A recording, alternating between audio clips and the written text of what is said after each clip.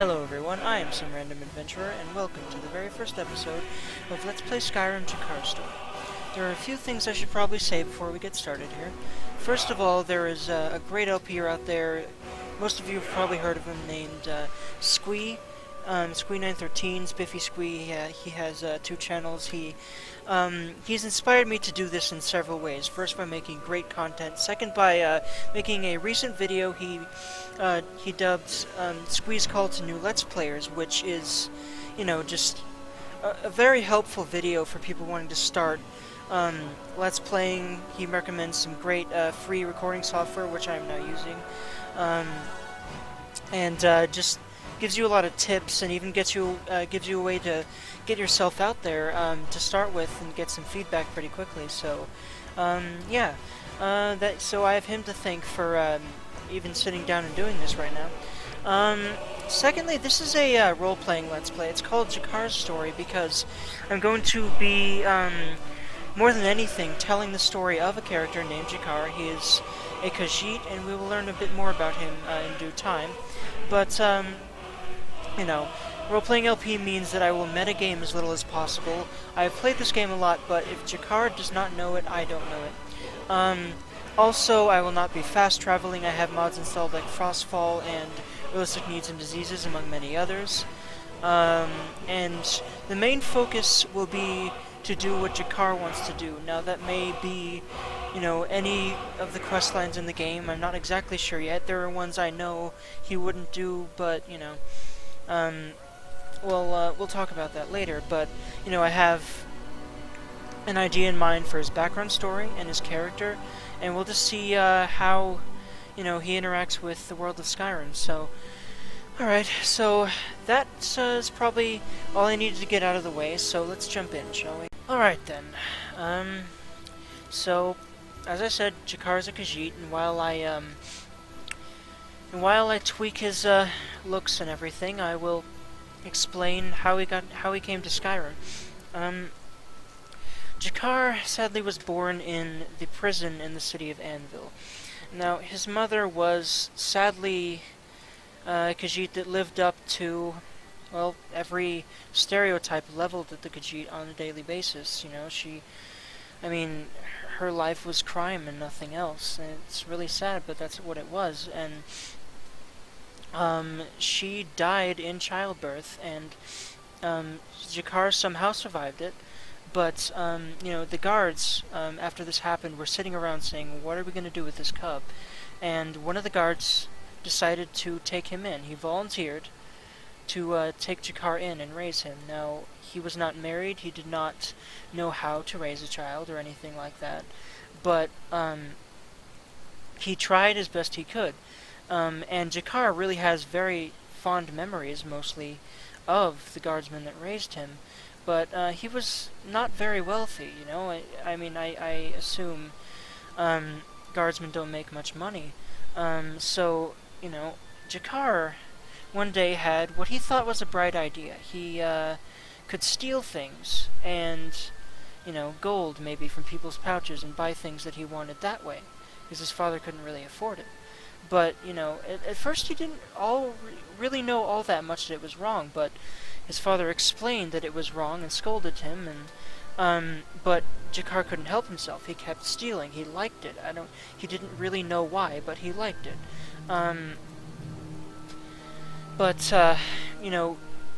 His father basically, at one point, realized that he couldn't stop Jakar from doing this. So he started covering up for Jakar, paying off other guards and changing documents and things so that he wouldn't see his son go to prison, But the problem was that obviously other guards decided to, obviously other guards found out about this, and Jakar's foster father was expelled from the Anvil Guard, and without a job, without a livelihood, he couldn't support Jakar, and they just decided that they would part ways. It was Jakar's idea.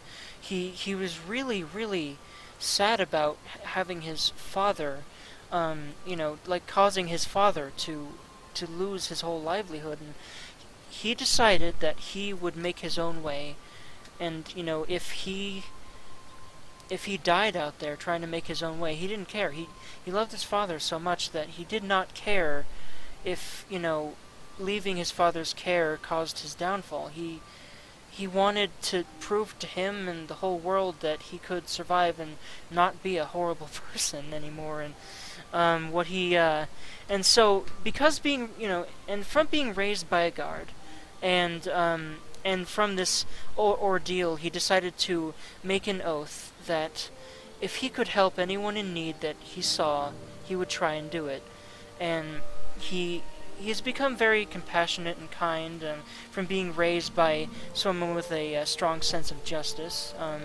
But also, it's a double-edged sword. He also has no mercy for criminals. He would sooner kill someone trying to kill him for coin than give them any mercy. He knows his father taught him to use a sword and a bow, and he also obviously has some skills in stealth from stealing around town in his earlier years, and so those are his skills right now. They're not very well developed at this point, but he is going to try to use them for a greater good. He doesn't know how he's going to do that, but all he knows is he's going to go to Skyrim and he's going to try and help people. He doesn't know how he's going to do it yet. But anyway, that's good enough. I will name him Jakar. I know I sat around just on the screen, not changing anything for a while, but I thought I was done and, I needed to explain some more things. So anyway, that's his name, and the kit I will give him.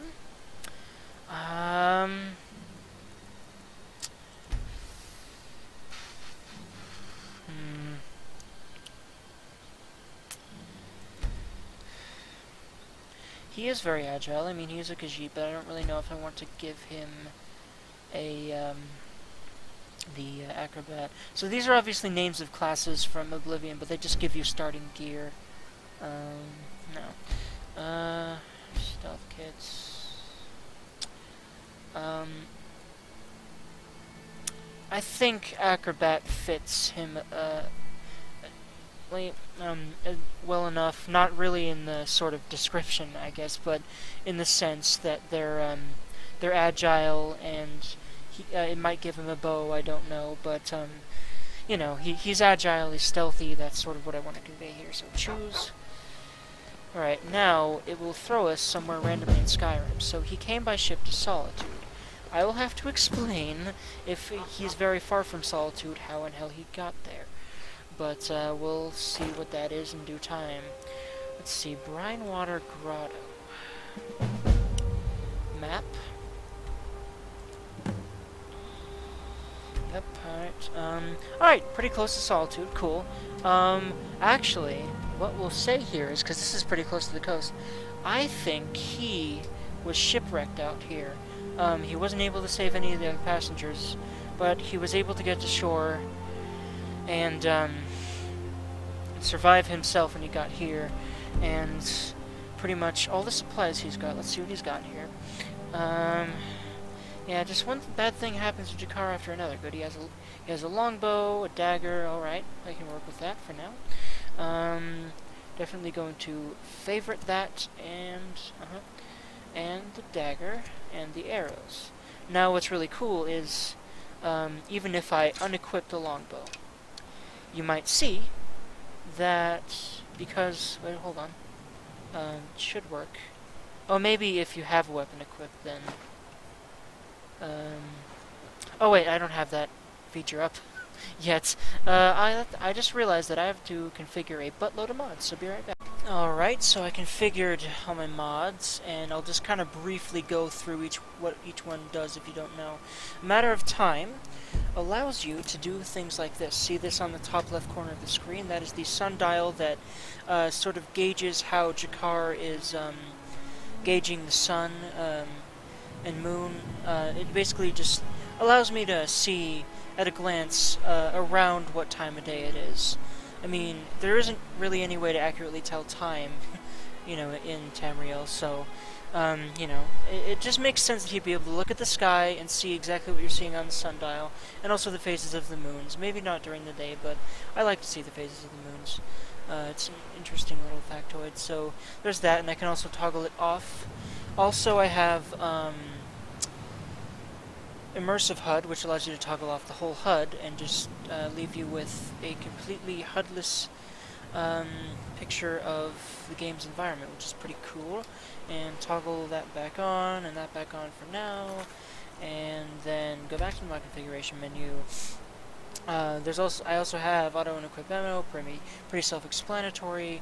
Bards and merchants, which allows you to play instruments and earn money at inns doing it and all that kind of stuff. Now, Jakar doesn't know any instruments yet, but there will be a point where I am hoping to, there will be a point where he will learn the lute at some point in this LP. At least I'm planning. So we'll see how that develops. Bounty Gold, I love this mod because in the vanilla game I did not understand whatsoever why 100 gold was all you get for all bounties. I feel like Jarls could shell out a little bit more for the protection of their holds, so you get 500 for bandits, 500 for Forsworn, 1,000 for giants, and 2,000 for dragons. They are higher than vanilla, but I seem like they're reasonable for the threat that these foes cause, so yeah. Convenient horses adds a bunch of really cool and useful features to horses, but I won't really configure that until I get a horse, because there's no point yet. Dual-wield parrying allows you to block with 2 weapons, but I'm not sure if I'm going to dual-wield yet on Jakar. We'll see. Enhanced blood just makes blood look a lot better in general and add bloody effects to things. But that I usually don't have to configure because I like the way it looks out of the box. Equipping overhaul, among many other things. The only feature I really use is the geared up feature, which shows all of your favorited weapons on your character, which is pretty cool. So you can see his dagger kind of clipping through his clothes there. Nothing I can do about that yet. And his bow. And obviously he only has one item equipped because you can only have one item equipped. But if he switches to the dagger, you can still see that the bow's still there, so that's cool. So all your gear shows up on your character, which is neat. Mod configuration. Going back through these.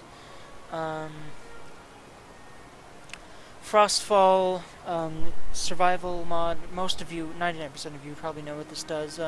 I won't configure that until I can get to a town and get some more protective clothing, some fur armor, maybe. And a backpack and a woodcutter's axe and firewood, that kind of stuff, because Frostfall is pretty unforgiving.